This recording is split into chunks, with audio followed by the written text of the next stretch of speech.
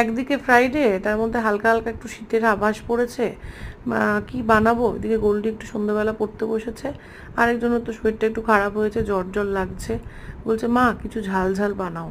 আমি ভাবলাম বারান্দায় একটু দাঁড়াই, বাইরেটা দেখে, চলো একটুখানি চিলি চিকেন আর একটু চাউমিন বানিয়ে নিই।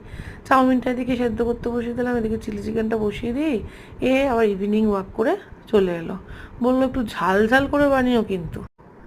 চলো, যখন আজ চলো যখন হুকুম এসছে একটু ঝাল ঝাল করে বানানোর জন্য, ঝাল ঝাল করে একটু চিলি চিকেন বানিয়ে নিই। ভালো করে সয়া সস টস দিয়ে ভালো করে চিলি চিকেনটা বানিয়ে নিলাম। চিলি চিকেনটা দেখতে যেমন হয়েছিল, খেতে কিন্তু ভালোই হয়েছিল। অন্যদিকে আবার এগ চিকেন চাউমিন হুকুম এসেছে, এগ চিকেন চাউমিন বানিয়ে দিলাম। চিলি চিকেন চাউমিন নিয়ে গোল গোলবাবুর জ্বর টর সব খাওয়া হয়ে গেল। গোল্ডিও একেবারে দেখে খেয়ে বলল